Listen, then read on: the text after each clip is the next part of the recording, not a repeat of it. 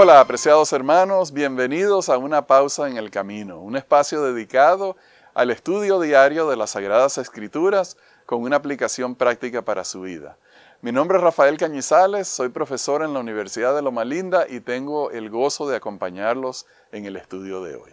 Y vamos a comenzar con la oración. Querido Padre Celestial, qué bendición es poder leer las Escrituras y poder entenderlas. Pedimos el don de tu Espíritu Santo que haga viva la palabra de la Biblia en nuestros corazones, que nos ayude a guardarla en nuestra memoria para vivirla y para ser inspirados por ella. Lo rogamos en el nombre de Jesús. Amén. Es interesante notar que a pesar del momento que vivían los apóstoles, que Jesús había subido al cielo y que los había encomendado que se prepararan para recibir el poder del Espíritu Santo, que ellos no habían olvidado la experiencia con Judas y que habían perdido uno de los 12 apóstoles. Y entonces leemos las siguientes palabras en el libro de Hechos. En aquellos días Pedro se levantó en medio de los hermanos. Los reunidos eran como 120 en número y dijo: Hermanos, era necesario que se cumpliera la escritura que el Espíritu Santo por boca de David había anunciado acerca de Judas, que fue guía de los que prendieron a Jesús. Y era contado con nosotros y tenía parte en este ministerio. Este pues, que había adquirido un campo con el salario de su iniquidad, cayó de cabeza y se reventó por la mitad, y todas sus entrañas se derramaron. Y fue notorio a todos los habitantes de Jerusalén.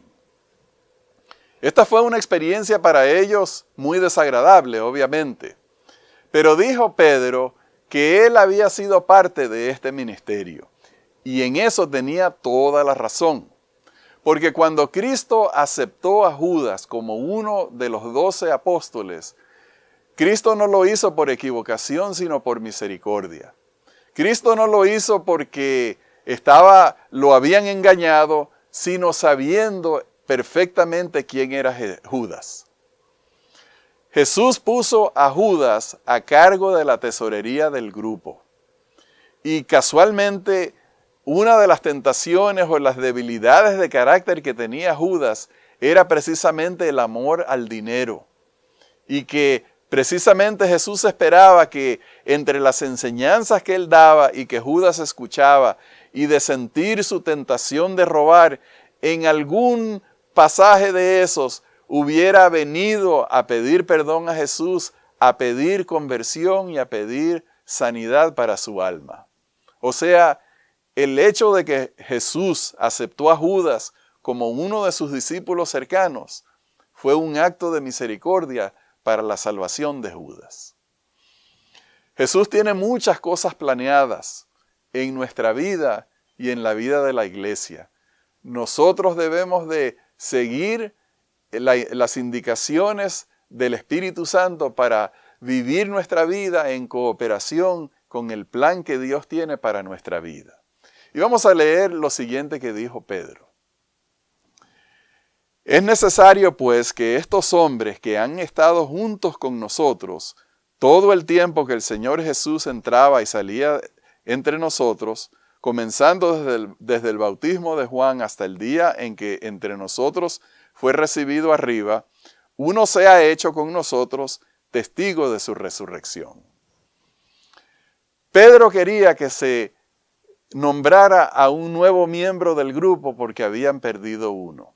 Y qué mensaje maravilloso. Ellos querían una persona que entre los que habían seguido a Jesús, porque habían muchos discípulos que el Evangelio no nos menciona por nombre, ni siquiera nos da a entender que estaban ahí, sino solamente de vez en cuando, como en este pasaje, que ellos habían sido testigos de las obras de Jesús habían seguido a Jesús y tenían las mismas experiencias que los apóstoles. Pedro quería que uno de ellos tomara el lugar de Judas y ayudara en la obra de la predicación del Evangelio. Yo creo que aquí hay una metáfora para nosotros. Hay un lugar más que Cristo quiere llenar con un nuevo predicador que ha sido testigo de su amor, testigo de su poder en su vida, también para predicar y anunciar el Evangelio a aquellas personas que no lo han escuchado. Ese eres tú y ese soy yo. Cristo nos ha llamado a nosotros. Y qué privilegio. No tenemos que ser perfectos. Judas no era perfecto. Pedro no era perfecto.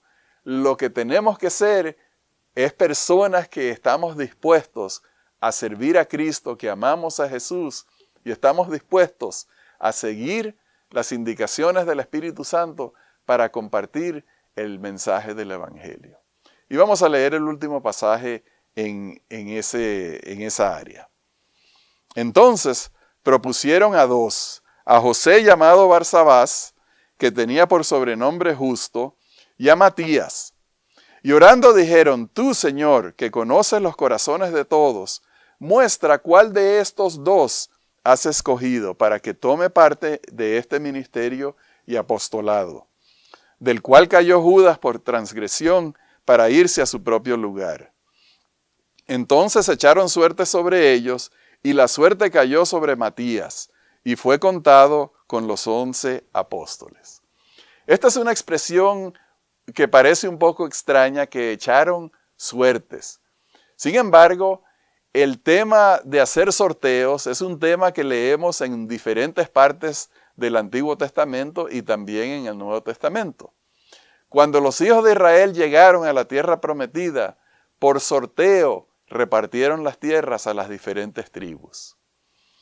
Cuando en el libro de Lucas leemos que al sacerdote Zacarías le tocó por sorteo, imagínense, eran miles, 20,000 posibles sacerdotes, y a él le tocó por sorteo entrar en el santuario en aquel día para quemar el incienso ante Dios.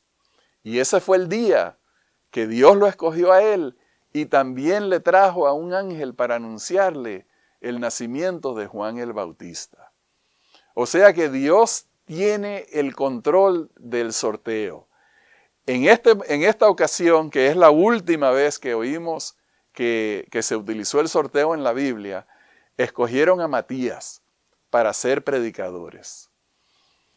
Dios también sorteó tu vida y sorteó mi vida, para que fuéramos predicadores, para que nosotros compartiéramos el Evangelio. Fuimos escogidos por Dios.